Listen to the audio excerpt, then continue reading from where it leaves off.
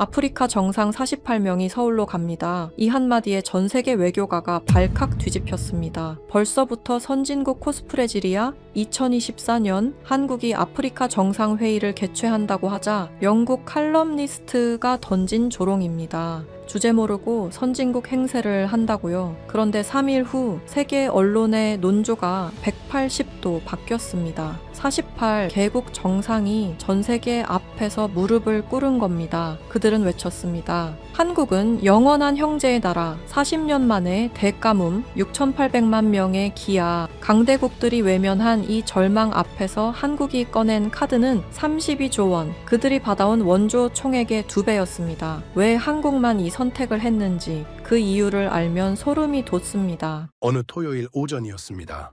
저는 잠비아의 수도 루사카 호텔에 머물고 있었어요. 로비 텔레비전에서 긴급 속보가 흘러나오고 있었습니다. 저는 커피를 마시다가 멈췄어요. 남부 아프리카 개발 공동체 사무총장이 기자회견장에 섰습니다. 그의 얼굴이 창백했어요. 목소리가 떨리고 있었습니다. 6,800만 명, 남부 아프리카 인구의 거의 5분의 1이 긴급 구호가 필요하다는 겁니다.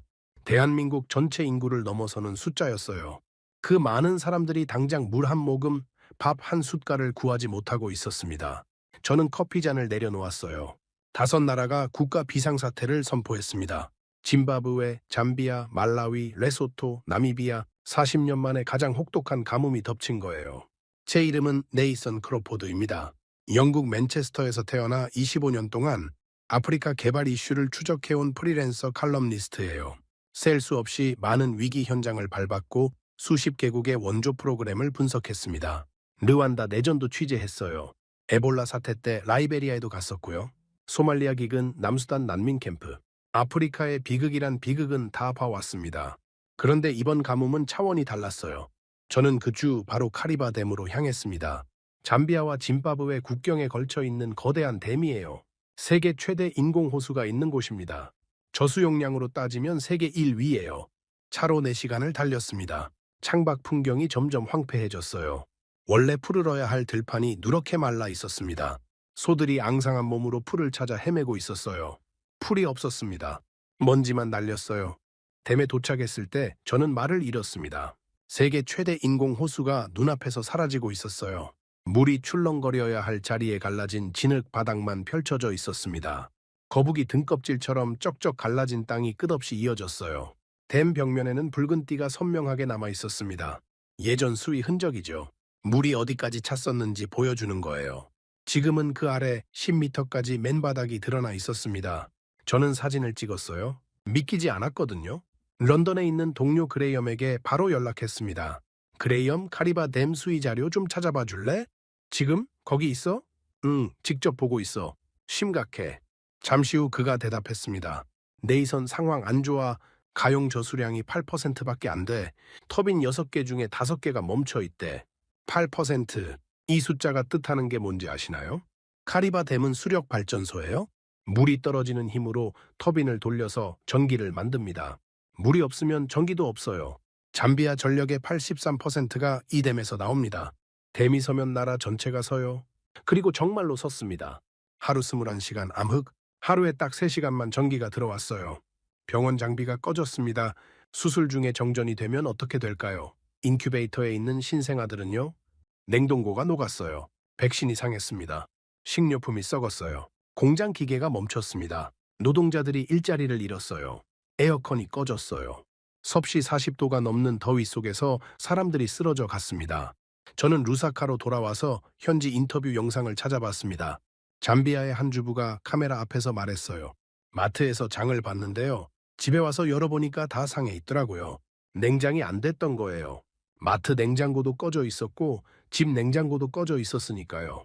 고기와 해산물이 부패하고 있었습니다. 다른 시민이 말했어요. 밤에 아무것도 안 보여요. 촛불로 버텨요. 아이들이 숙제를 못해요. 사업가가 말했어요. 공장을 돌릴 수가 없어요. 주문이 밀려 있는데 생산을 못해요. 직원들 월급을 못 주고 있어요.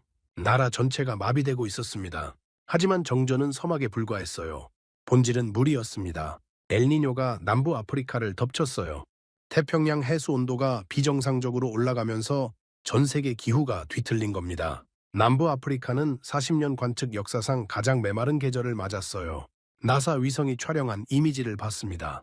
잠비아, 짐바브웨, 앙골라 남동부, 보츠와나 북부가 온통 누렇게 타들어가고 있었어요. 초록색이어야 할 땅이 갈색으로 변해 있었습니다. 농작물이 몰살당했습니다. 잠비아에서만 100만 헥타르의 옥수수 밭이 타버렸어요. 100만 헥타르가 얼마나 큰지 아세요? 서울 면적의 16배예요. 전체 경작지의 반이 사라진 겁니다. 짐바브웨는 더 참혹했습니다. 옥수수 수확량이 작년에 30%로 쪼그라들었어요. 70%가 날아간 거예요. 브래들리 가축 쪽은 어때? 워싱턴에 있는 또 다른 동료에게 물었습니다. 짐바브웨에서 소가 9천 마리 넘게 폐사했어. 140만 마리가 위독 상태고 9천 마리가 이미 쓰러졌고 140만 마리가 쓰러지기 직전이라고요. 목초지가 먼지로 변했어요. 물웅덩이가 증발했습니다. 소들이 물을 찾아 수십 킬로미터를 걸었어요. 그러다 쓰러졌습니다. 황계 국립공원에서는 코끼리 100여 마리가 굶어 죽었어요. 하마들은 바싹 마른 강바닥에 갇혀서 꼼짝을 못했습니다. 진흙 속에 반쯤 묻힌 채로 죽어가고 있었어요. 야생동물 사체가 곳곳에 널려 있었습니다. 인도주의적 대재앙이었습니다. 유엔 세계 식량 계획은 2,700만 명이 영양실조 상태라고 집계했어요. 유니세프는 27만 명의 아이들이 치명적인 급성 영양실조 직전이라고 경고했습니다. 급성 영양실조가 뭔지 아세요? 몸이 스스로를 먹기 시작하는 거예요. 근육이 빠지고 뼈가 드러나고 면역력이 사라집니다. 치료하지 않으면 죽어요. 27만 명의 아이들이 그 직전에 있었습니다. 그런데 세계는 뭘 하고 있었을까요? 유엔이 55억 달러 긴급 지원을 호소했습니다. 반응은 처참했어요. 짐바브웨 지원금은 11%만 들어왔습니다. 거의 아무도 돈을 안 낸 거예요. 말라위는 한 푼도 못 받았고요. 왜 이렇게 됐을까요? 세계가 다른 문제에 정신이 팔려 있었거든요. 미국은 대선에 매몰되어 있었습니다. 민주당 후보, 공화당 후보, 막장 드라마 같은 선거판. 아프리카 가뭄은 뉴스에 나오지도 않았어요. 유럽은 우크라이나 전쟁에 돈을 쏟아붓고 있었습니다. 무기 지원, 난민 수용, 에너지 위기 대응.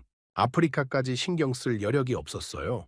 중국은요? 중국은 자국 경제 위기로 정신이 없었습니다. 부동산 버블이 터지고 청년 실업률이 치솟고 1대1로 프로젝트로 이미 아프리카를 빚더미에 앉혀놓은 상태였고요. 아프리카는 외면받았습니다. 저는 호텔방에 앉아서 천장을 바라봤어요. 솔직히 절망스러웠습니다. 이 규모의 위기를 감당할 수 있는 나라가 과연 있기는 한 걸까요? 누가 6,800만 명을 건질 수 있단 말입니까? 바로 그때였어요. 싱가포르에 있는 동료 리엔이 뜬금없는 소식을 전해줬습니다. 네이선 이거 알아? 아프리카 정상들이 서울로 간대. 서울? 한국말이야? 응. 무려 25명이나. 저는 멈칫했습니다. 한국이라고요? 70년 전만 해도 지구상에서 가장 가난한 나라 중 하나였잖아요. 미국이 보내준 밀가루로 겨우 연명하던 그 나라가 아프리카를 구하겠다고요? 솔직하게 말씀드릴게요. 저는 피식 웃었습니다. 25년 내공에서 나온 오만이었을 거예요. 한국, 삼성 스마트폰이나 잘 만드는 나라 아닌가? 아프리카 물 위기를 해결할 역량이 있을 리 없다고 단정지었습니다. 그때는 제가 얼마나 틀렸는지 몰랐어요. 서울이요? 저는 리엔의 말을 다시 한번 되물었습니다. 그러니까 아프리카 정상들이 한국으로 간다고? 응, 48개국이야. 정상급만 25명이래. 48개국이라니요? 아프리카 연합 회원국이 55개인데 거의 대부분이 참석한다는 뜻이에요. 저는 의아했습니다. 왜 한국일까요? 아프리카 문제에 관심 있는 강대국은 많습니다. 미국, 중국, 프랑스, 영국, 이 나라들은 오랫동안 아프리카에 투자해왔어요. 그런데 왜 굳이 한국으로 가는 걸까요? 리엔이 덧붙였어요. 북아프리카 국가들도 다 간대. 모로코, 알제리, 이집트, 튀니지까지. 저는 더 놀랐습니다. 북아프리카요. 그 나라들은 지중해 연안이에요. 유럽이랑 더 가깝죠. 프랑스의 옛 식민지들이고 전통적으로 유럽을 바라보는 나라들입니다.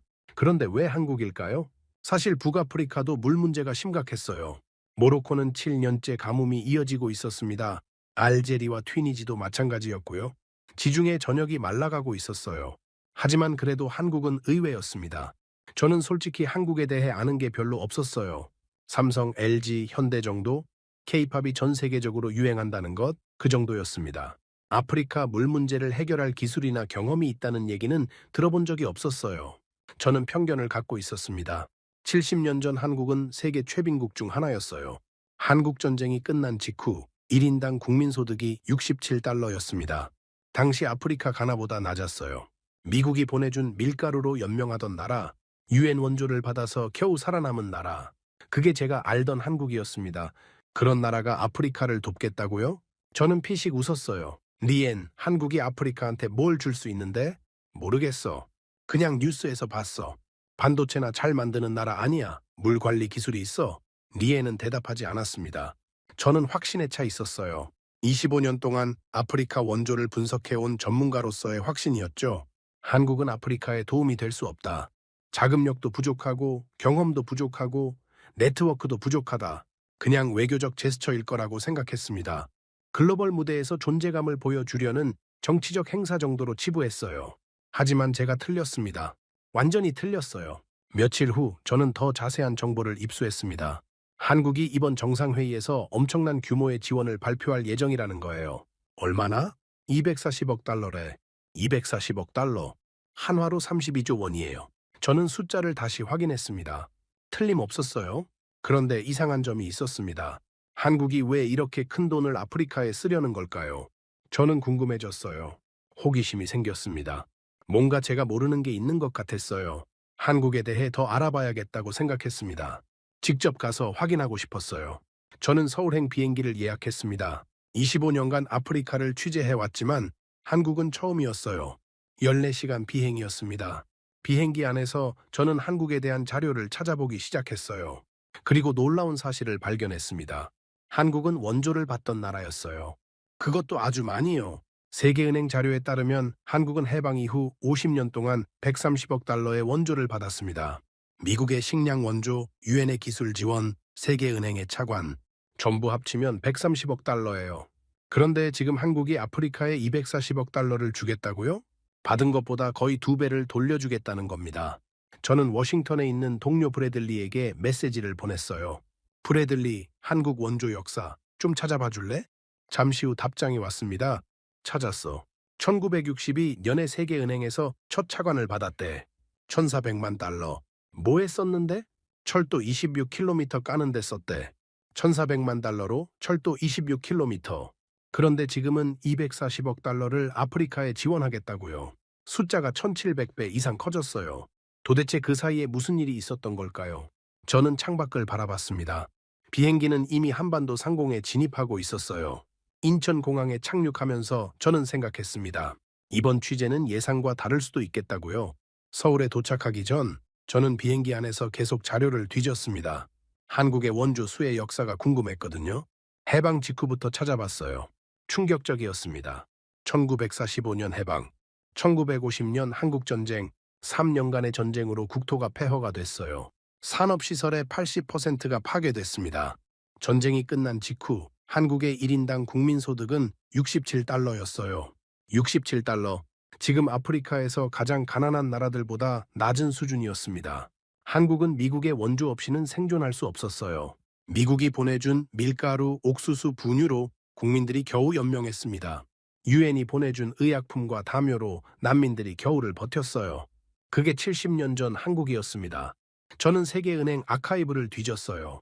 1962년 한국이 세계은행에서 첫 번째 차관을 받았습니다. 금액은 1,400만 달러. 용도는 철도 건설이었어요. 26km짜리 철도를 까는 데 썼습니다. 1,400만 달러. 지금 기준으로 보면 정말 작은 돈이에요. 하지만 당시 한국에게는 엄청난 금액이었습니다. 저는 브래들리에게 다시 메시지를 보냈어요. 브래들리, 한국이 받은 원조 총액 좀 계산해 줄 수 있어? 이미 했어. 1945년부터 1995년까지 50년간 총 130억 달러야. 130억 달러. 미국 원조, 유엔 기술 지원, 세계은행 차관, 일본 청구권 자금, 전부 합친 금액이에요. 그런데 지금 한국이 아프리카에 약속한 금액이 240억 달러입니다. 받은 것보다 거의 2배를 돌려주겠다는 거예요. 저는 계산기를 두드렸습니다. 1962년 첫 차관 1,400만 달러. 지금 아프리카 지원금 240억 달러. 1,700배 이상 차이가 나요. 그 사이 60년 만에 원조를 받던 나라가 원조를 주는 나라가 됐습니다. 저는 놀라움을 감출 수 없었어요. 그런데 더 놀라운 게 있었습니다. 리엔이 추가 정보를 보내줬어요. 네이선, 이거 알아? 알제리가 한국의 유일한 전략적 동반자 관계 국가래. 뭐, 아프리카에서? 응. 아프리카 50여 개국 중에 알제리만 전략적 동반자 관계야. 저는 몰랐어요. 한국과 알제리가 그렇게 가까운 사이인 줄. 리엔이 또 말했습니다. 이집트는 중동이랑 아프리카 통틀어서 최초로 대학의 한국어 학과를 만들었대. 정말? 응. 케이팝 인기 때문이래. 한국어 배우려는 학생들이 엄청 많대. 저는 한국과 아프리카의 관계를 너무 모르고 있었어요. 단순히 반도체나 자동차 수출하는 나라라고만 생각했는데 아프리카와 이렇게 깊은 관계를 맺고 있을 줄은 몰랐습니다. 비행기가 고도를 낮추기 시작했어요. 창밖으로 한반도가 보였습니다. 산이 많았어요. 강도 보였고요. 저는 문득 궁금해졌습니다. 한국은 물이 풍부한 나라일까요? 나중에 알게 됐지만 한국도 물 부족 국가였어요.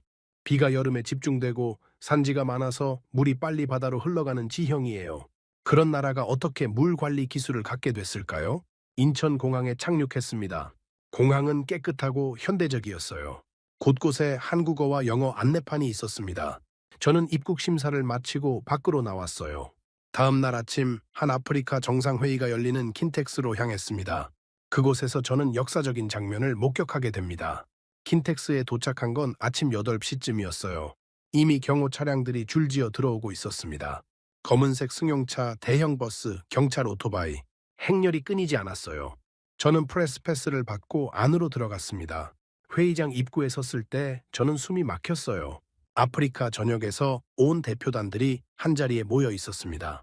전통 의상을 입은 사람들, 양복을 차려입은 외교관들, 통역사들, 수행원들, 48개국, 아프리카 연합 회원국 55개국 중 48개국이 참석했어요. 자격 정지된 국가들과 외교 관계가 없는 국가를 제외하면 거의 전부였습니다. 그중 25개국은 국가 원수가 직접 왔어요. 대통령이나 총리가 비행기를 타고 서울까지 날아온 겁니다. 저는 25년간 아프리카를 취재해 왔지만 이런 장면은 처음이었어요. 아프리카 역사상 이렇게 많은 지도자가 한 아시아 국가에 모인 적이 없었습니다. 저는 주변을 둘러봤어요. 모로코 대표단이 보였습니다. 알제리 대표단도 있었어요. 이집트, 튀니지, 리비아, 북아프리카 국가들이 전부 와 있었습니다. 7년째 가뭄에 시달리는 나라들이에요. 모로코는 1인당 수자 원량이 60년 새 76%나 줄었습니다. 알제리는 지중해 연안 도시들이 물 부족에 허덕이고 있었어요. 이집트는 나일강 수량이 줄어들면서 농업 위기를 겪고 있었고요. 그들이 왜 서울까지 왔을까요? 한국에서 뭔가를 얻을 수 있다고 생각했기 때문이에요. 회의가 시작됐습니다. 한국 대통령이 개회사를 했어요. 통역기를 통해 영어로 들었습니다. 그리고 핵심 발표가 나왔어요. 240억 달러, 공적 개발 원조 100억 달러, 수출 금융 140억 달러, 향후 6년에 걸쳐 집행하겠다는 계획이었습니다. 저는 그 숫자를 3번 확인했어요. 240억 달러, 한화로 32조 원. 회의장이 술렁거렸습니다. 아프리카 대표단들 사이에서 웅성거리는 소리가 들렸어요. 저는 옆에 앉은 케냐 기자에게 물었습니다. 이 정도 규모 예상했어요? 솔직히 놀랐어요. 일본이나 중국 수준이네요. 그랬어요. 일본이 아프리카에 약속한 금액이 300억 달러였는데 일본 GDP는 한국의 3배예요. 경제 규모 대비로 보면 한국의 지원이 더 큰 셈이었습니다. 하지만 저는 아직 반신반의했어요. 돈만 가지고는 아프리카 문제를 해결할 수 없거든요.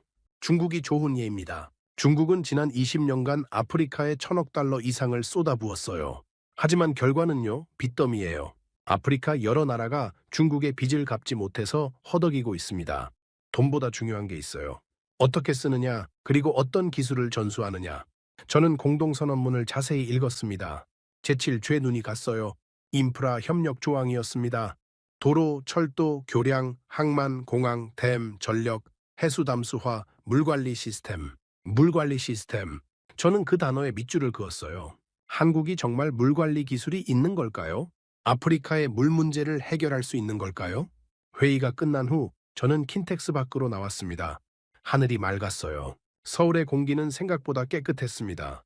저는 다음 일정을 확인했어요. 내일 아프리카 정상 몇 명이 한국의 물관리 시설을 방문한다고 했습니다. 화성시에 있는 K-워터 정수시설이래요.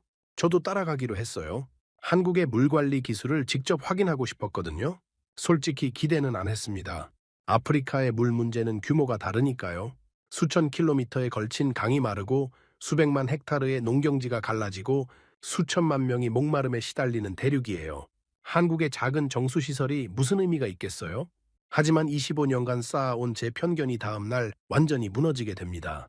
화성시로 가기 전날 밤, 저는 호텔 방에서 아프리카 물 위기의 규모를 다시 한번 정리해 봤습니다. 숫자로 보면 더 명확하거든요. 노트북을 펴고 자료를 정리했어요. 그레이엄과 브래들리가 보내준 데이터, UN 보고서, 현지 언론 기사, 전부 모았습니다. 먼저 남부 아프리카, 카리바 댐, 제가 직접 다녀온 곳이에요. 세계 최대 인공 호수가 있는 곳입니다. 숫자를 다시 확인했어요. 댐 높이 128m, 길이 579m, 저수용량 세계 1위, 잠비아와 짐바브웨 두 나라의 전력을 공급합니다. 이 댐 하나가 두 나라의 생명줄이에요. 그런데 가용 저수량이 8%로 떨어졌습니다. 8%가 뭔지 아세요? 물이 거의 바닥났다는 뜻이에요.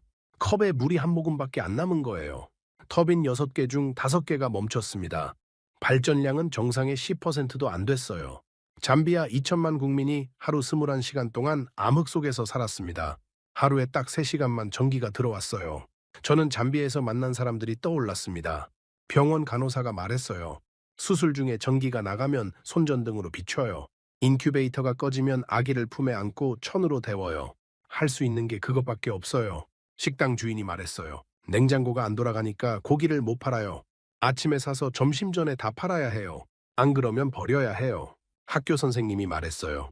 아이들이 밤에 공부를 못 해요. 촛불로는 한계가 있어요. 시험 성적이 다 떨어졌어요. 나라 전체가 무너지고 있었습니다. 농업 피해는 더 심각했어요. 엘니뇨가 40년 만에 최악의 가뭄을 몰고 왔습니다. 나사 위성 데이터를 다시 확인했어요. 잠비아, 짐바브웨, 앙골라 남동부, 보츠와나 북부. 이 지역이 40년 관측 사상 가장 건조한 시기를 기록했습니다. 잠비아에서 100만 헥타르의 옥수수 밭이 전멸했어요. 100만 헥타르, 서울 면적의 16배예요. 그 넓은 땅의 옥수수가 전부 말라 죽었습니다. 짐바브웨는 옥수수 생산량이 70%나 줄었어요. 작년에 100kg 수확했다면 올해는 30kg밖에 못 거둔 거예요. 옥수수가 왜 중요하냐고요? 남부 아프리카 사람들의 주식이에요. 옥수수 가루로 만든 죽이 맺기 식사예요. 옥수수가 없으면 굶는 거예요. 가격이 2배로 뛰었습니다. 가난한 사람들은 살 수가 없었어요. 가축도 죽어나갔습니다. 브래들리가 보내준 자료를 다시 봤어요. 짐바브웨에서 소 9천 마리가 폐사했습니다. 그리고 140만 마리가 위험 상태였어요. 소가 왜 중요하냐고요? 아프리카 농촌에서 소는 전 재산이에요. 농사 짓는 데 쓰고 우유 짜서 먹고 필요하면 팔아서 돈 만들어요. 소가 죽으면 가족이 망해요. 목초지가 먼지로 변했습니다. 풀이 다 말랐어요. 무릉덩이가 증발했고요. 소들이 물을 찾아 수십 킬로미터를 걸었어요. 걷다가 쓰러졌습니다. 일어나지 못했어요. 황계 국립공원 소식은 더 충격적이었어요. 코끼리 100여 마리가 굶어 죽었습니다. 코끼리는 하루에 물을 150리터 이상 마셔요. 물이 없으면 못 살아요. 하마들은 바싹 마른 강바닥에 갇혀 있었어요. 원래 물속에서 사는 동물인데 물이 없으니까 진흙 속에 반쯤 묻힌 채로 죽어가고 있었습니다. 악어들도 죽었어요. 물고기도 죽었고요. 강 전체가 죽어가고 있었습니다. 인도주의적 대재앙이었어요. UN 세계 식량 계획이 집계한 숫자를 다시 확인했습니다. 2,700만 명이 영양실조 상태, 2,700만 명이에요. 대한민국 인구의 절반이 넘는 사람들이 제대로 못 먹고 있었어요. 유니세프는 27만 명의 아이들이 치명적인 급성 영양실조 직전이라고 경고했습니다. 급성 영양실조에 걸린 아이들 사진을 본 적 있어요. 뼈만 앙상하게 남은 몸, 축 늘어진 피부, 힘없이 감긴 눈. 27만 명의 아이들이 그렇게 되기 직전이었습니다. 그런데 남부 아프리카만 문제가 아니었어요. 북아프리카도 심각했습니다. 모로코, 지중해 연안의 아름다운 나라. 관광객들이 마라케시와 카사블랑카를 찾는 곳. 그 나라가 7년째 비가 오지 않고 있었어요. 저는 모로코 관련 자료를 찾아봤습니다. 숫자가 충격적이었어요. 1인당 수자원량이 60년 전에는 2,560세제곱미터였어요. 그런데 최근에는 606세제곱미터로 줄었습니다. 76%가 사라진 거예요. 60년 만에 물이 4분의 3이나 줄었습니다. 세계은행은 이대로 가면 모로코가 완전한 물 부족 상태에 빠질 거라고 경고했어요. 완전한 물 부족이란 1인당 500세제곱미터 이하를 말합니다. 모로코는 그 경계선 바로 위에 서 있었어요. 조금만 더 나빠지면 추락해요. 농업이 무너지고 있었습니다. 밀 생산량이 40%나 줄었어요. 모로코 사람들 주식이 빵인데 밀이 없으면 빵을 못 만들어요. 정부가 밀을 수입해야 했습니다. 돈이 엄청나게 들었어요. 농촌 실업자들이 도시로 밀려들었습니다. 농사를 지을 수 없으니까 일자리를 찾아 떠난 거예요. 카사블랑케는 700만 명이 살아요. 그 대도시에서 급수 제한이 시작됐습니다. 수도꼭지를 틀어도 물이 안 나오는 시간이 생긴 거예요. 700만 명이 사는 도시에서요. 알제리도 마찬가지였습니다. 튀니지도요. 리비아도요. 지중해 연안 전체가 말라가고 있었어요. 유럽연합 공동연구센터 보고서를 찾아봤습니다. 북아프리카와 지중해 연안이 6년 이상 지속된 가뭄에 시달리고 있다고 했어요. 기온이 섭씨 48도까지 올라간 곳도 있었습니다. 48도요? 사람이 살 수 있는 온도가 아니에요. 남쪽에서는 40년 만에 최악의 가뭄, 북쪽에서는 6년 이상 지속된 장기 가뭄, 아프리카 대륙 전체가 목마르고 있었습니다. 저는 노트북을 덮고 창밖을 바라봤어요. 서울의 밤은 평화로웠습니다. 거리에 불이 켜져 있었고 차들이 달리고 있었어요. 사람들이 웃으면서 걸어가고 있었습니다. 이 사람들은 모르겠죠?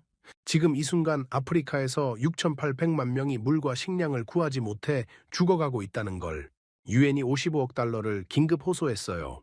반응은 처참했습니다. 짐바브웨 지원금은 11%만 충족됐어요. 거의 아무도 돈을 안 낸 거예요. 말라위는 한 푼도 못 받았고요. 세계는 아프리카를 외면했습니다. 저는 솔직히 절망스러웠어요. 내일 화성시에 갑니다. 한국의 물관리 시설을 본다고요? 솔직히 회의적이었어요. 아프리카의 물 문제는 규모가 다릅니다. 수천 킬로미터에 걸친 강이 마르고 있어요. 수백만 헥타르의 농경지가 갈라지고 있어요. 수천만 명이 목마름에 시달리고 있어요. 한국의 작은 정수시설이 무슨 의미가 있겠어요? 저는 한숨을 쉬며 잠자리에 들었습니다. 내일이면 알게 되겠죠? 한국이 정말 아프리카를 도울 수 있는지. 다음 날 아침 저는 화성시로 향했습니다. K-워터 인공지능 정수시설을 방문하는 일정이었어요. 아프리카 정상 3명이 함께 간다고 했습니다. 버스 안에서 저는 창밖을 바라봤어요. 서울을 벗어나자 농과 밭이 펼쳐졌습니다. 산도 보였고요. 한국은 생각보다 푸르렀어요. 저는 생각에 잠겼습니다. 솔직히 기대하지 않았어요. 왜냐고요? 저는 25년 동안 수많은 원조 프로젝트를 봐왔거든요. 패턴이 있어요. 선진국들이 아프리카의 최신 기술을 들여와서 시설을 짓고 사진 찍고 보도자료 내고 떠납니다. 그리고 몇 년 후에 다시 가보면요. 그 시설들이 고철덩어리가 되어 있어요. 콩고 민주공화국에서 본 정수시설이 떠올랐습니다. 유럽 원조로 지어진 최신 시설이었어요. 중홍식 때는 정치인들이 몰려와서 리본 커팅을 하고 언론이 대서특필했죠. 3년 후에 제가 다시 갔을 때 그 시설은 녹슬어 있었어요. 펌프가 고장 났는데 부품을 구할 수 없었대요. 기술자가 떠나고 나서 아무도 운영할 줄 몰랐고요. 전기가 끊기면 그냥 멈추는 시스템이었습니다. 마을 주민들은 다시 오염된 강물을 마시고 있었어요. 이런 실패를 저는 수없이 봐왔습니다. 에티오피아에서도 말라위에서도 모잠비크에서도 비슷한 일이 반복됐어요. 왜 그럴까요? 첫째, 전문 인력이 부족해요. 최신 시설을 운영할 기술자가 현지에 없습니다. 외국 기술자들이 떠나면 끝이에요. 둘째, 유지보수가 안 돼요. 부품이 고장나면 교체할 수가 없어요. 유럽에서 부품을 주문하면 몇 달이 걸리고 비용도 엄청나요. 셋째, 전력이 불안정해요. 아프리카 대부분 지역은 정전이 일상이에요. 정전이 잦으면 장비가 망가집니다. 특히 전자장비는요. 넷째, 기후가 달라요. 유럽에서 설계된 장비가 아프리카의 더위와 먼지를 견디지 못해요. 저는 이런 문제들을 너무 잘 알았습니다. 그래서 한국의 정수시설도 비슷할 거라고 생각했어요. 선진국 기준으로 만든 고급 시설. 한국에서는 잘 돌아가겠지만 아프리카 현실과는 동떨어진 전시용 기술. 버스가 화성시에 도착했습니다. K-워터 시설은 생각보다 작았어요. 거대한 공장을 예상했는데 깔끔한 2층짜리 건물이 전부였습니다. 주변에 잔디밭이 있었고 태양광 패널이 지붕에 설치되어 있었어요. 저는 프레스패스를 확인받고 안으로 들어갔습니다. 로비에서 기다리는데 밖에서 차량 소리가 들렸어요. 오전 9시 45분쯤 검은색 승용차 3대가 들어왔습니다. 경호원들이 먼저 내렸어요. 그리고 대통령들이 내렸습니다. 중앙아프리카 공화국 대통령, 마다가스카르 대통령, 모리셔스 대통령, 세 나라 모두 물 문제가 심각한 곳이에요. 중앙아프리카 공화국은 내전으로 인프라가 파괴됐어요. 수도 방기에서도 깨끗한 물을 구하기 어렵습니다. 마다가스카르는 남부 지역이 만성적인 가뭄에 시달려요. 수십만 명이 물 부족으로 고통받고 있죠. 모리셔스는 섬나라라서 담수 확보가 늘 과제예요. 대통령들의 표정이 진지했습니다. 관광 온 게 아니라는 걸 알 수 있었어요. 뭔가를 배우러 온 사람들의 눈빛이었습니다. 저는 기자단 뒤쪽에 서서 지켜봤어요. K-워터 직원이 시설을 안내하기 시작했습니다. 통역사가 영어와 프랑스어로 동시에 통역했어요. 이 시스템은 인공지능이 수지를 실시간으로 분석합니다. 저는 귀를 기울였어요. 탁도, pH, 잔류 염소, 유기물 농도, 이 모든 지표를 인공지능이 24시간 모니터링합니다. 대통령들이 고개를 끄덕였어요. 화면에 그래프가 떠 있었습니다. 실시간으로 수치가 바뀌고 있었어요. 뭔가 이상이 생기면 즉시 알람이 울린다고 했습니다. 그런데 중요한 건 이겁니다. 직원이 강조했어요. 이 시스템은 전문 인력이 부족한 지역에서도 운영 가능합니다. 저는 움찔했어요. 그게 핵심이었거든요. 제가 우려했던 바로 그 문제요. 직원이 설명을 이어갔습니다. 인공지능이 자동으로 약품 투입량을 조절합니다. 물이 탁하면 응집제를 더 넣고 맑으면 줄이고 사람이 판단할 필요가 없어요. 저는 메모했어요. 이상 징후를 감지하면 중앙관제센터로 알람을 보냅니다. 서울에 있는 전문가가 원격으로 진단하고 조치할 수 있어요. 현장에 고급 기술자가 상주하지 않아도 됩니다. 이건 중요한 차이였어요. 기존 원조 프로젝트들은 현지에 기술자가 있어야만 돌아갔거든요. 기술자가 떠나면 시설이 멈췄어요. 하지만 이 시스템은 달랐습니다. 원격으로 관리할 수 있어요. 인력 비용은 30% 절감됩니다. 전력 효율은 15% 향상됩니다. 숫자가 구체적이었어요. 대통령들이 질문하기 시작했습니다. 마다가스카르 대통령이 먼저 물었어요. 정전이 잦은 지역에서도 작동합니까? 저는 이 질문이 나올 줄 알았어요. 아프리카 현실을 아는 사람이라면 당연히 물어볼 질문이거든요. 직원이 대답했습니다. 예, 태양광 패널과 배터리 시스템을 함께 설치할 수 있습니다. 직원이 밖을 가리켰어요. 지붕에 설치된 태양광 패널이 보였습니다. 저 패널과 배터리를 조합하면 정전에도 48시간 이상 가동 가능합니다. 아프리카 일조량이 한국보다 훨씬 좋으니까 더 오래 갈 수도 있어요. 대통령이 다시 물었어요. 부품이 고장나면 어떻게 합니까? 이것도 핵심 질문이었어요. 제가 봤던 실패 사례 대부분이 부품 문제였거든요. 현지에서 생산 가능한 부품 위주로 설계했습니다. 특수 부품 비율을 최소화했어요. 직원이 패널 하나를 열어서 보여줬습니다. 핵심 부품은 모듈화되어 있어요. 고장나면 통째로 교체하면 됩니다. 복잡한 수리가 필요 없어요. 교체 부품은 어떻게 구합니까? 원격 진단으로 어떤 부품이 문제인지 파악하고 필요하면 항공 운송합니다. 긴급 부품은 48시간 내에 도착할 수 있어요. 대답이 막힘이 없었어요. 저는 점점 인상 깊어지고 있었습니다. 이 사람들은 아프리카 현실을 알고 있었어요. 전력 불안정, 인력 부족, 부품 조달 문제, 기후 차이. 제가 우려했던 모든 것을 이미 고려하고 있었습니다. 모리셔스 대통령이 질문했어요. 해수 담수화 기술도 있습니까? 예, 저희가 보유한 역삼투막 기술은 세계 최고 수준입니다. 바닷물을 민물로 바꾸는 효율이 가장 높아요. 비용은요? 기존 담수화 시설 대비 에너지 비용을 20% 이상 줄일 수 있습니다. 섬나라인 모리셔스에게는 중요한 정보였을 거예요. 견학이 계속됐습니다. 정수 과정을 직접 볼 수 있었어요. 탁한 원수가 들어와서 맑은 정수가 되어 나가는 과정. 각 단계마다 센서가 있었고 데이터가 실시간으로 화면에 표시됐습니다. 중앙아프리카 공화국 대통령이 화면을 한참 들여다봤어요. 이 데이터를 우리나라에서도 볼 수 있습니까? 예, 인터넷만 연결되면 어디서든 볼 수 있습니다. 스마트폰으로도 가능해요. 대통령이 고개를 끄덕였습니다. 그때였어요. 마다가스카르 대통령의 표정이 변했습니다. 저는 처음에 잘못 본 줄 알았어요. 대통령의 눈이 촉촉해지고 있었거든요. 외교 행사에서 국가 원수가 감정을 드러내는 경우는 극히 드물어요.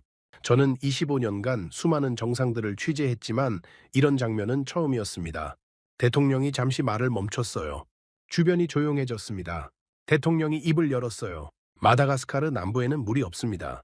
목소리가 낮았어요. 아이들이 진흙물을 마십니다. 여자들이 물을 기르러 매일 10km를 걸어요. 가뭄이 오면 사람들이 죽습니다. 아무도 말이 없었어요. 저는 대통령이지만 그들에게 물을 줄 수 없었습니다. 돈이 없어서요. 기술이 없어서요. 대통령이 정수시설을 바라봤어요. 그런데 여기서 가능성을 봤습니다. 저는 숨을 멈췄어요. 이 기술을 마다가스카르에 가져올 수 있습니까? 직원이 대답했습니다. 물론입니다. 현지 상황에 맞게 조정할 수 있습니다. 대통령이 다시 물었어요. 정수시설만 가능합니까? 댐, 해수담수화, 수도관, 광역상수도 시스템, 물관리 전 분야의 기술이 있습니다. 대통령이 잠시 침묵했어요. 그리고 이렇게 말했습니다. 정수시설, 댐, 해수담수화, 수도관, 마다가스카르에 이 모든 걸 지어주십시오. 저는 가슴이 뭉클했어요. 이건 외교적 수사가 아니었습니다. 자국민을 살리고 싶은 지도자의 간절한 요청이었어요. 대통령이 본 건 기술이 아니었습니다. 가능성을 본 거예요. 물이 없어서 죽어가는 자국민들을 살릴 수 있는 가능성, 진흙물 대신 깨끗한 물을 줄 수 있는 가능성, 10km를 걷는 여자들의 짐을 덜어줄 수 있는 가능성, 그 가능성을 한국에서 본 거예요. 견학이 끝났습니다. 대통령들이 떠난 후 저는 한참 동안 그 자리에 서 있었어요. 나중에 알게 됐는데 모로코 정부도 한국 기업에 해수담수와 협력을 요청하고 있었어요. LG화학이 모로코 인광석 공사에 역삼투막 1만 8천 장을 공급하는 계약을 맺었다고 합니다.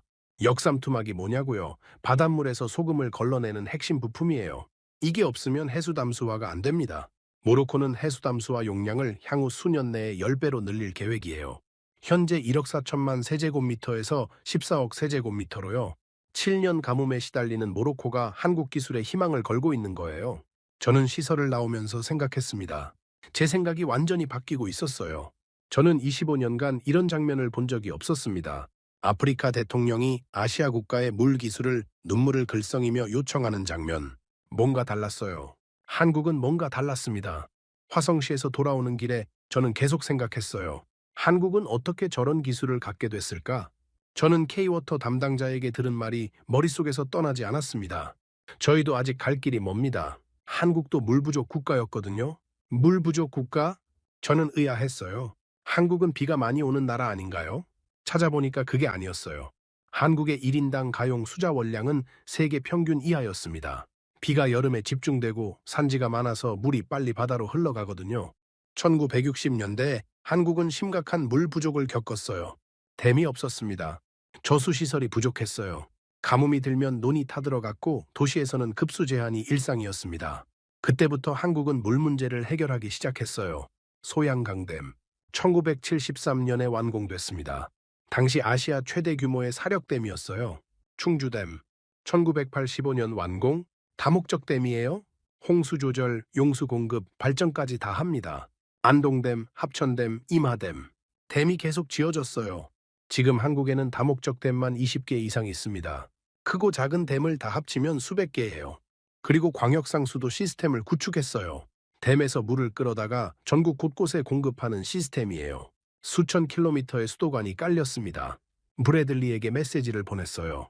브래들리, 한국 물관리 역사 좀 더 찾아봐 줄래? 이미 찾아봤어. 놀라운 게 있어. 뭔데? 서울 누수율이 3%라 해. 3%? 응. 런던은 20%가 넘어. 저는 깜짝 놀랐어요. 누수율이 뭐냐면 정수장에서 내보낸 물 중에 중간에 새서 사라지는 비율이에요. 런던은 20% 이상이 새요. 파리도 비슷해요. 선진국들도 누수율 잡기가 어렵거든요. 그런데 서울은 3%. 어떻게 이게 가능할까요? 60년간 축적된 경험 덕분이에요. 댐 건설, 상수도 관리, 누수 탐지, 수질 관리. 60년 동안 시행착오를 겪으면서 노하우를 쌓았습니다. 그리고 이제 그 기술을 아프리카에 전수하려는 거예요. 실제로 한국은 이미 아프리카에서 프로젝트를 진행하고 있었습니다. 모잠비크에서 국가수자원 관리 마스터 플랜을 수립했어요. 모로코에서는 세부강 홍수 예방 계획을 세웠고요. 그리고 보츠와나, 저는 이 소식을 듣고 놀랐어요. 얼마 전 한국이 보츠와나와 물관리 계약을 맺었습니다. 규모는 227억 원. 한국 물관리 기술이 아프리카에 수출된 첫 번째 사례였어요. 7년간의 준비 끝에 첫 수출이 이루어진 겁니다. K-워터 담당자의 말이 떠올랐어요. 7년 동안 조용히 준비했던 거예요. 저는 한국을 오해하고 있었습니다. 반도체나 잘 만드는 나라라고 생각했어요. K-팝이나 유행하는 나라라고 생각했고요. 하지만 한국은 60년간 물 문제와 싸워온 나라였습니다. 자기들도 물 부족을 겪었어요. 댐을 짓고 수도관을 깔고 누수를 잡으면서 문제를 해결해 왔습니다. 그 경험이 지금 아프리카로 가고 있었어요. 저는 생각했습니다. 한국은 조용히 하지만 체계적으로 아프리카에 진출하고 있었구나. 하지만 한 가지 우려가 있었어요. 중국이에요. 중국은 이미 아프리카에 수천억 달러를 투자했습니다. 도로, 철도, 항만댐, 중국 돈과 기술로 지어진 인프라가 아프리카 곳곳에 있어요. 한국이 중국과 경쟁할 수 있을까요? 자금력에서는 불가능해요. 그런데 뭔가 다른 게 있었습니다. 한국이 아프리카에 약속한 240억 달러. 저는 이 숫자를 더 자세히 분석해 봤어요. 구성은 이랬습니다. 공적 개발 원조 100억 달러. 이건 돌려받지 않는 돈이에요. 무상 원조와 양허성 차관이 포함됩니다. 수출 금융 140억 달러. 이건 한국 기업들이 아프리카에서 사업할 때 지원하는 금융이에요. 합쳐서 240억 달러, 향후 6년에 걸쳐 집행한다고 했습니다. 연평균 40억 달러, 한화로 5조 원이 넘어요. 다른 나라와 비교해 봤습니다. 일본이 아프리카에 약속한 금액은 300억 달러예요. 3년간요. 그런데 일본 GDP는 한국의 3배입니다. 경제 규모 대비로 보면 한국의 지원이 결코 작지 않아요. 정상회의 이틀 만에 구체적인 양자 협정도 체결됐습니다. 케냐와 4억 8,500만 달러, 우간다와 5억 달러, 탄자니아와 25억 달러, 5년간이에요. 에티오피아와 10억 달러, 4년 아니고요. 숫자가 구체적이었어요. 말만 하는 게 아니었습니다. 그런데 제가 진짜 주목한 건 조건이었어요. 한국의 양허성 차관 조건을 찾아봤습니다. 이자율 0.01%에서 2%, 상환기간 최대 40년, 거치기간 최대 15년. 이게 뭔 뜻이냐면요. 거의 공짜로 빌려준다는 거예요. 비교해 볼게요. 중국 차관 조건은 이자율 2% 이상, 상환기간 20년 이하가 대부분이에요. 한국이 훨씬 좋은 조건을 제시하는 거예요. 왜 이게 중요할까요? 아프리카 여러 나라가 중국 빚 때문에 허덕이고 있거든요. 잠비아는 몇 년 전 채무불이행을 선언했어요. 빚을 갚을 수 없다고 손든 거예요. 짐바브웨는 135억 달러 빚더미에 앉아 있습니다. 스리랑카는 한반도타 항구를 중국에 99년간 임대해야 했어요. 빚을 못 갚아서요. 이런 상황에서 한국의 좋은 조건은 큰 차이를 만들어요. 그리고 더 중요한 게 있었습니다. 아프리카 개발은행 총재가 이렇게 말했어요. 한국은 가난하고 원조에 의존하던 나라에서 세계 최대 공여국 중 하나가 됐다. 저는 이 말에 밑줄을 그었습니다. 원조에 의존하던 나라에서 원조를 주는 나라로, 이게 얼마나 대단한 일인지 아세요? 저는 OECD 보고서를 찾아봤습니다. 보고서에 이런 문장이 있었어요. 한국은 원조 수혜국에서 공여국으로 전환한 유일한 사례다. 유일한 사례. 저는 브래들리에게 확인했어요. 브래들리, 한국 말고 원조 받다가 원조 주는 나라 된 케이스 있어? 찾아봤는데 없어. 역사적으로 유일해. 역사적으로 유일하다고요? 1960년대 후반부터 한국은 경제 성장을 시작했고 2010년에 OECD 개발원조위원회에 가입했습니다. 개발원조위원회가 뭐냐면 선진국들이 모여서 개발도상국 원조를 조율하는 기구예요. 한국이 가입하기 전까지 원조를 받던 나라가 이 위원회에 가입한 적은 단 한 번도 없었습니다. 한국이 최초였어요. 숫자를 다시 정리해 볼게요. 1945년부터 1995년까지 50년간 한국이 받은 원조 총액은 130억 달러. 지금 한국이 아프리카에 약속한 금액은 240억 달러. 받은 것보다 거의 2배를 돌려주겠다는 겁니다. 저는 이 사실에 깊은 인상을 받았어요. 세계 역사상 이런 나라가 또 있습니까? 폐허에서 시작해서 60년 만에 원조 대국이 된 나라. 그런데 저는 여전히 한 가지 걱정이 있었습니다. 중국이에요. 중국은 가만히 있을까요? 한 아프리카 정상회의가 끝난 지 얼마 후 중국이 움직였습니다. 중국 아프리카 협력 포럼이 베이징에서 열렸어요. 시진핑 주석이 발표했습니다. 510억 달러, 3년간 아프리카에 510억 달러를 지원하겠다고요. 한화로 68조 원이에요. 한국의 2배가 넘는 금액이었습니다. 저는 숫자를 보고 한숨이 나왔어요. 자금력에서는 경쟁이 안 돼요. 중국은 세계 2위 경제대국이에요. 한국과는 규모가 다릅니다. 그런데 아프리카 현지 반응이 이상했어요. 케냐의 한 기자가 이렇게 말했습니다. 중국 피로감이 있어. 빚 함정 논란 때문에. 바이 함정. 중국이 아프리카에 돈을 빌려주고 못 갚으면 인프라나 자원을 가져가는 방식을 말해요. 아프리카 전체 대외 부채의 15%가 중국 것입니다. 약 1,340억 달러. 공식적으로 파악된 것만 그래요. 숨겨진 부채까지 합치면 더 많아요. 잠비아가 대표적인 사례예요. 중국의 빚을 못 갚아서 몇 년 전 채무불이행을 선언했습니다. 짐바브웨는 135억 달러 빚더미에 앉아 있어요. 스리랑카는 한반도타 항구를 99년간 중국에 넘겨야 했고요. 이런 사례들이 쌓이면서 아프리카에서 중국에 대한 불신이 커지고 있었어요. 케냐 기자가 덧붙였습니다. 한국은 아직 실적이 적으니까 판단 보류야. 근데 기대는 하고 있어. 기대. 왜 기대할까요? 저는 분석해 봤습니다. 첫째, 조건의 차이. 아까 말씀드렸듯이 한국 양호성 차관은 이자율 0.01에서 2% 상환 40년이에요.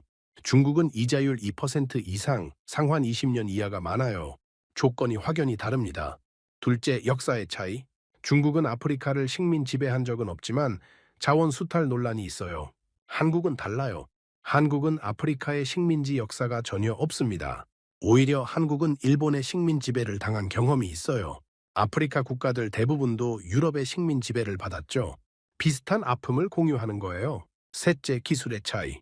중국은 규모의 경제를 앞세워요. 삼협댐 같은 거대 프로젝트가 특기죠. 한국은 효율성과 기술력으로 승부해요. 인공지능 물 관리, 누수 탐지, 스마트 그리드, 서울 누수율 3%, 런던 20% 이상, 기술 격차가 명확합니다.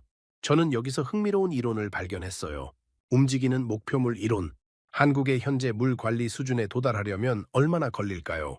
한국은 60년간 이 기술을 쌓아왔어요. 댐 건설, 상수도 관리, 누수 탐지, 인공지능 시스템까지. 다른 나라가 따라오려면 최소 2, 30년은 걸릴 거예요. 그런데 그 2, 30년 동안 한국은 뭘 할까요? 가만히 있을까요? 아니요. 한국은 계속 발전해요. 2, 30년 후에 중국이 한국의 현재 수준에 도달하면 한국은 이미 2, 30년 더 앞서 있는 거예요. 움직이는 목표물은 잡을 수 없습니다. 그리고 더 중요한 게 있어요. 기술은 복사할 수 있습니다. 하지만 경험은 복사할 수 없어요. 한국은 직접 물 부족을 겪었어요. 가뭄을 겪었고 댐을 짓고 시행착오를 거치면서 해결책을 찾았습니다. 그 경험은 매뉴얼에 나오지 않아요. 현장에서 몸으로 익힌 거예요. 아프리카가 필요로 하는 건 바로 그 경험이에요. 가뭄을 어떻게 견디는지, 제한된 물을 어떻게 나누는지, 댐이 없을 때 어떻게 버티는지. 한국은 그걸 알아요. 직접 겪어봤으니까요. 중국은 돈이 많아요. 기술도 있어요. 하지만 한국만큼 물 부족의 고통을 이해하지는 못해요. 저는 생각이 바뀌고 있었습니다. 한국이 중국을 이길 수 있을까요? 자금력으로는 불가능해요. 하지만 경쟁의 본질은 돈이 아니에요. 신뢰, 기술, 경험, 이 세 가지에서 한국은 확실한 강점이 있습니다. 그리고 한국에게는 한 가지가 더 있었어요. 진정성. 아프리카에 돈뿐만 아니라 희망을 줄 수 있다는 것, 가난은 운명이 아니라는 것을 증명해 보인 나라, 그게 한국이에요. 취재를 마무리할 무렵이었습니다. 런던 사무실로 돌아왔어요. 창밖으로 템스강이 보였습니다. 거리에는 여전히 사람들이 분주하게 오가고 있었어요. 저는 따뜻한 차를 한 잔 내리고 책상 앞에 앉았어요. 노트북을 열었습니다. 지난 몇 개월간 작성한 기사들이 폴더에 정리되어 있었어요. 잠비아 루사카에서 긴급 속보를 접한 게 몇 개월 전이에요. 그날 이후 제 인생이 바뀌었습니다. 6,800만 명의 위기, 5개국 국가 비상사태, 40년 만에 최악의 가뭄, 카리바댐에 갈라진 바닥, 죽어가는 코끼리들, 진흙물을 마시는 아이들. 저는 그 참혹한 현장을 직접 봤어요. 그리고 한국을 만났습니다. 48개국 정상회의, 240억 달러 지원 약속, 화성시 정수시설에서 눈물 흘린 마다가스카르 대통령. 저는 후속 뉴스를 확인했어요. 보츠와나 물관리 계약이 순조롭게 진행되고 있었습니다. 한국 기술자들이 현지에 파견됐어요. 첫 삽을 뜨는 사진이 뉴스에 실렸습니다. 마다가스카르와 구체적인 협력 논의가 시작됐어요. 남부지역 급수시설 건설 계획이 수립되고 있었습니다. 모로코 해수담수화 프로젝트에 한국 기술이 본격적으로 투입되고 있었어요. LG화학의 역삼투막이 카사블랑카 담수화 플랜트에 설치되고 있었습니다. 에티오피아와 10억 달러 협력이 구체화되고 있었어요. 케냐 수도 시설 현대화 프로젝트가 착수됐습니다. 약속이 실행으로 이어지고 있었어요. 저는 기사를 읽으면서 고개를 끄덕였습니다. 말만 하는 게 아니었어요. 진짜로 움직이고 있었습니다. 저는 리엔에게 연락했어요. 리엔, 한국의 아프리카 진출 어떻게 생각해? 글쎄, 아직은 지켜봐야지. 시작 단계니까 성공할 것 같아? 리엔이 잠시 생각하더니 대답했어요. 한 가지는 분명해. 진심으로 보여. 다른 나라들이랑 달라. 진심. 저도 그렇게 느꼈습니다. 중국은 돈을 빌려주고 이자를 받아요. 갚지 못하면 인프라를 가져가고요. 일본은 돈을 주지만 조건이 있어요. 일본 기업을 써야 하고 일본 방식을 따라야 해요. 미국은 돈을 주면서 민주주의와 인권을 요구해요. 정치적 조건이 따라붙습니다. 한국은 달랐어요. 조건이 거의 없었습니다. 이자율은 거의 제로에 가깝고 상환 기간은 40년. 현지 상황에 맞게 기술을 조정해 줬어요. 왜 그럴까요? 한국은 알거든요. 원조만으로는 안 된다는 걸. 한국도 원조를 받았어요. 미국 밀가루, 유엔 의약품, 세계은행 차관. 50년 동안 130억 달러를 받았습니다. 하지만 원조만으로 선진국이 된 게 아니에요. 스스로 기술을 익히고 공장을 짓고 수출을 하고 경제를 성장시켰어요. 밤새 일하고 허리띠 졸라매고 자식들 교육시키고 한 세대가 희생해서 다음 세대를 일으켜 세웠습니다. 한국은 그 과정을 겪었어요. 그래서 아프리카에 뭐가 필요한지 알아요. 돈만 주면 안 돼요. 기술을 가르쳐야 해요. 시설만 지으면 안 돼요. 운영할 수 있게 해줘야 해요. 단기 지원만 하면 안 돼요. 장기적으로 스스로 설 수 있게 도와줘야 해요. 한국이 아프리카에 하려는 게 바로 그거예요. 저는 제 편견을 인정해야 했습니다. 몇 개월 전 저는 한국을 비웃었어요. 반도체나 잘 만드는 나라, 아프리카 물 문제를 해결할 역량이 없는 나라, 25년 경력의 오만이었습니다. 완전히 틀렸어요. 저는 한국을 몰랐습니다. 70년 전 한국이 어땠는지 몰랐어요. 1950년 한국전쟁이 끝났을 때 국토의 대부분이 폐허였어요. 공장이 불타고 다리가 끊기고 철도가 파괴됐습니다. 1인당 국민소득 67달러. 당시 아프리카 가나보다 낮았어요. 세계 최빈국 중 하나였습니다. 미국이 밀가루를 보내지 않았으면 굶어 죽을 뻔했어요. 유엔이 텐트를 보내지 않았으면 얼어 죽을 뻔했고요. 그게 70년 전 한국이에요. 그런데 지금은요? 세계 12위 경제대국, OECD 개발원조위원회 14위 공여국, 반도체, 자동차, 조선, 철강, 석유화학, 세계 인류 산업을 여럿 보유한 나라, 인터넷 속도 세계 1위, 스마트폰 보급률 세계 최고 수준, K-팝, K-드라마, K-무비, 문화 강국, 그리고 물 관리 기술 세계 최고 수준. 70년 만에 이걸 해낸 거예요. 세계 역사상 이런 나라가 또 있습니까?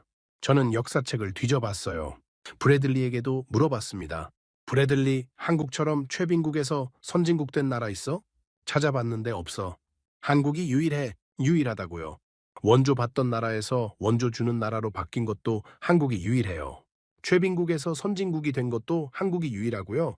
이건 기적이에요. 진짜 기적. 저는 숫자를 다시 정리했어요.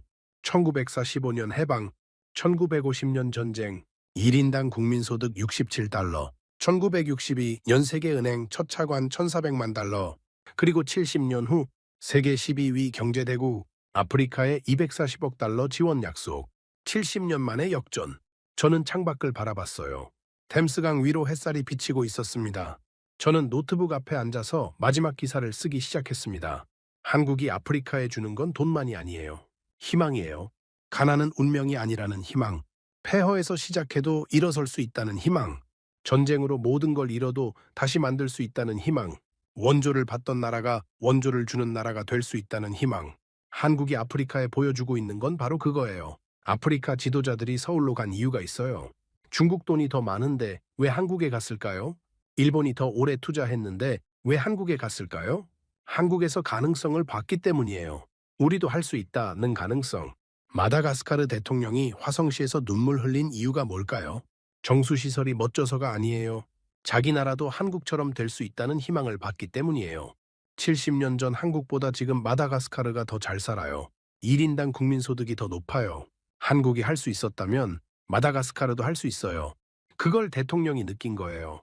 저는 기사를 마무리했습니다. 이건 원조가 아닙니다. 연대예요. 같은 아픔을 겪은 사람들끼리 손을 잡는 거예요. 한국도 굶어봤어요. 한국도 목말라 봤어요. 한국도 세계에서 외면받아 봤어요. 그래서 아프리카의 고통을 이해해요. 그래서 진심으로 도우려는 거예요. 한국이 시작한 이 여정은 분명 의미 있는 결실을 맺을 거라고 저는 믿습니다. 왜냐고요? 한국은 이미 한 번 해냈거든요. 불가능해 보이는 걸 가능하게 만들어 본 나라예요. 아프리카도 할 수 있어요. 한국이 그랬던 것처럼 창밖으로 햇살이 들어오고 있었어요. 저는 마지막 문장을 적었습니다. 아프리카의 6,800만 명에게 희망이 오고 있습니다. 한반도에서요. 오늘의 사연 어떻게 들으셨나요? 국민소득 67달러, 지난 50년간 받은 원조 130억 달러, 그리고 이제 아프리카를 위해 내민 240억 달러. 원조를 받던 나라가 주는 나라가 된 역사상 유일한 사례. 냉소적이던 영국 칼럼니스트는 끝내 고개를 숙였습니다. 칠흑 같은 가난 속에서도 밤을 새워 기술을 익힌 연구원들과 포기하지 않은 우리 부모님들의 땀방울이 마침내 지구 반대편의 목마름을 적시는 희망이 되었습니다. 이 놀라운 반전 드라마에 가슴이 뜨거워지셨다면 댓글창에 기적 두 글자만 남겨주세요. 여러분의 공유 한 번이 세계에 우리의 진심을 전하는 가장 큰 외교가 됩니다. 우리는 해냈습니다.